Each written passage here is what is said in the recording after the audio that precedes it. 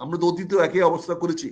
আমরা মুক্তিযুদ্ধের পক্ষে শক্তি, আবার আমরা মুক্তিযুদ্ধের বিপক্ষে শক্তিগুলোকে আমরা লালন করতে চাই, পালন করতে চাই, আমাদের সঙ্গে রাখতে চাই। আমাদের অবস্থানটির কারণে আমাদের সঙ্গে তো একদিক দিয়ে সংঘাত হয় আমাদের আওয়ামী লীগের সঙ্গে, অর্থাৎ মুক্তিযুদ্ধের আরেকটা শক্তির সঙ্গে, আরেকটা হয় মুক্তিযুদ্ধের বিপক্ষের সঙ্গে।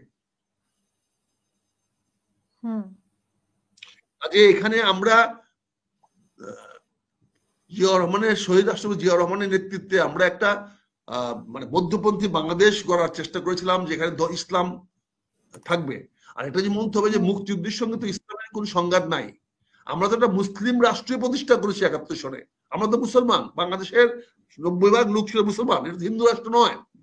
কিন্তু আজকে এক ধরনের বক্তব্য দেওয়া হচ্ছে যে মুক্তিযুদ্ধের সঙ্গে ইসলামের সংঘাত হচ্ছে, এবং জামাত এবং তার অনুসারীরা এবং ছাত্র শিবিরের ছেলেরা আমাদের নতুন প্রজন্মকে বুঝাচ্ছে যে মুক্তিযোদ্ধারা ধর্মনিরপেক্ষ এবং তারা ইসলাম বিরোধী।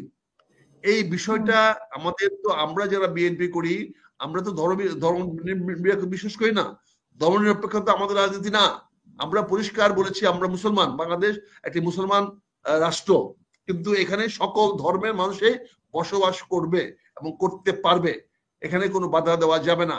এখানে ধর্মীয় উন্মাদনা বা মৌলবাদিত্ব বা সন্ত্রাসমূলক কার্যক্রম করা যাবে না, কর্তৃত্ববাদী শাসন চলবে না, এগুলো আমরা বলে আসতেছি। বিএনপি একটি গণতান্ত্রিক রাজনৈতিক দলে বিশ্বাস করে এবং সেটা দিয়ে আসে।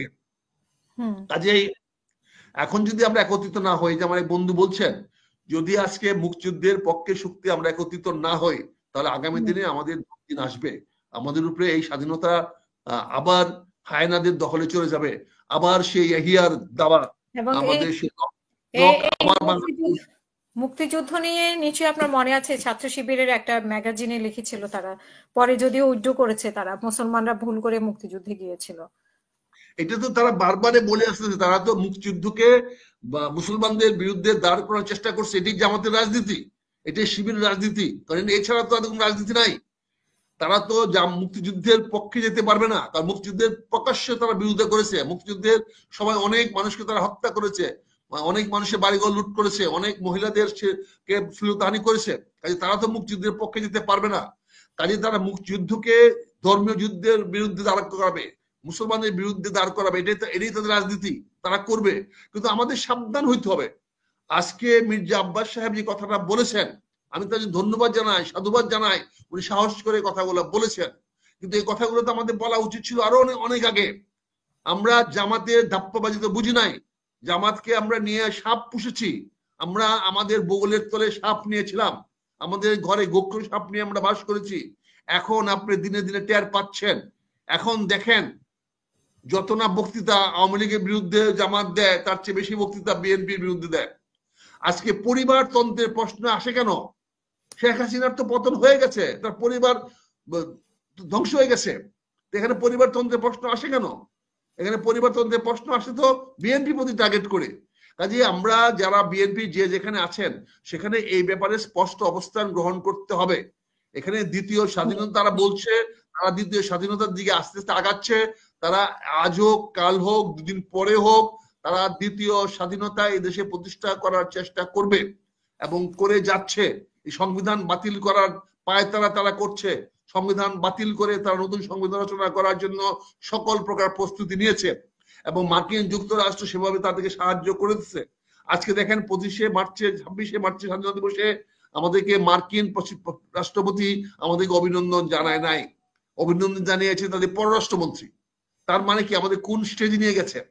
পররাষ্ট্রমন্ত্রী জানাচ্ছে। কাজে এখানে অনেক কিছু খেলা চলতেছে, আপনাকে বুঝতে হবে। কাজে এখানে তারা তাদের অবস্থান থেকে এক চুলো নড়ে নাই। তারা তাদের দ্বিতীয় স্বাধীনতা প্রশ্নে তারা কোনো আপোষ করবে না। তারা আগাচ্ছে সামনের দিকে এবং আমরা সামনে আরেকটি বড় যুদ্ধ দেখতে পাচ্ছি। সেই যুদ্ধকে কি যুদ্ধ বলবেন জানি না। যেটা বলেছেন মানে ডক্টর ইউনূস নির্বাচন তো হবে না, নির্বাচন গতকালকে যেটা বলেছেন যে জুনে, মানে ডিসেম্বর অথবা জুনে কে বলেছেন? ডক্টর প্রবঞ্চনা করেছেন উনি। তো উনি বক্তব্যে কালকে যেটা ছিল আপনার স্বাধীনতার ব্যাপারে উনি এক লাইনে শেষ করেছেন। উনার কোন বক্তব্যটাকে আমি ধরে নিব? উনার কোন বক্তব্যটা সত্য ধরে নেব? উনি তো বলেছেন ডিসেম্বরের পরে উনি চলে যাবেন ক্ষমতা ছেড়ে দিয়ে। উনি তো আগে বলেছেন ডিসেম্বরের পরে চলে যাবেন, এখন বলছেন জুনে হবে, ডিসেম্বরে হবে না, মানে জুনে হবে। কালকে যেটা পরিবর্তন করবেন না, তো সেটা আমি কি করে আস্থা রাখবো তার উপরে? ওনার উপরে আমি আস্থা রাখতে পারি না, কারণ উনি আস্থার কোনো কাজ এখন পর্যন্ত করেন নাই। এই যে একটু আগে আপনি বললেন যে উনি ভারতের সঙ্গে আগে দেখা করতে চাইছিলেন, আরে এটা কোনো কথা হলো? এটা কোনো বক্তব্য আসলো? এটা লজ্জার ব্যাপার, শরমের ব্যাপার। আমি ভারত যেতে চাইলাম, আমাকে ভারত যেতে দিল না, এটা তো লজ্জার ব্যাপার। এটা জাতির সামনে কেউ বলে নাকি? এটা উনি ওনার নিজের অস্তিত্ব টিকে রাখার জন্য দেখা করতে চায়, উনি জাতিকে প্রবঞ্চনা দেওয়ার জন্য। উনি আমাদেরকে বলছে একটা, দেখা করবে আরেকটা। তো উনি দেখা করতে চায় কেন? কি কারণে দেখা করতে চায়? কিন্তু উনি অনেকেই বলুন। তো বলছেন যে রাজনীতি বিশ্লেষক অনেকেই তো বলছেন যে উনি চোখে চোখ রেখে কথা বলছেন ভারতের। কার চোখে কথা বলছেন? কার চোখে চোখে কথা বলছেন? উনি ভারতের কোথায় চোখে দেখাই চোখ দিল না? রেখে কথা বলছেন।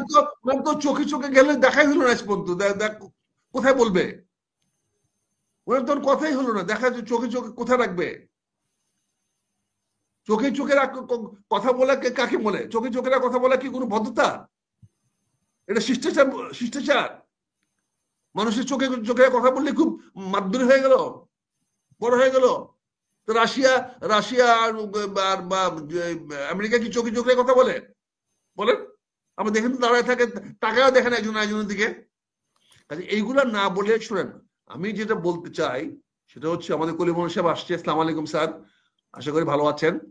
এখানে যেটা বলতে চাই সেটা হচ্ছে, ওরা ওদের অবস্থানে পরিষ্কার, ওরা দ্বিতীয় স্বাধীনতা প্রতিষ্ঠিত করে ছাড়বেই। আপনি বলছেন যে এখানে তাদেরকে আমেরিকা সহযোগিতা করছে, এবং তারা দ্বিতীয় স্বাধীনতা প্রতিষ্ঠা করে ছাড়বে, আজ হোক কাল হোক। এখন যারা দ্বিতীয় স্বাধীনতা বিশ্বাস করে না, মির্জা আব্বাস যেমন বললেন কথা বিশ্বাস করে না, তাদেরকে ঐক্যবদ্ধ হতে হবে, তাদেরকে আজকে তাদের কণ্ঠস্বর শক্তিশালী করতে হবে। তারা এই দ্বিতীয় স্বাধীনতার পক্ষে যারা কথা বলে তাদের বিরুদ্ধে অবস্থান নিতে হবে, স্পষ্ট অবস্থান নিতে হবে। না হলে আগামী দিনে আমাদের জন্য আরো বড় সর্বনাশ বয়ে আসবে। এই কথাটাই আমি এই মুহূর্তে বলতে চাচ্ছি। ধন্যবাদ আপনাকে।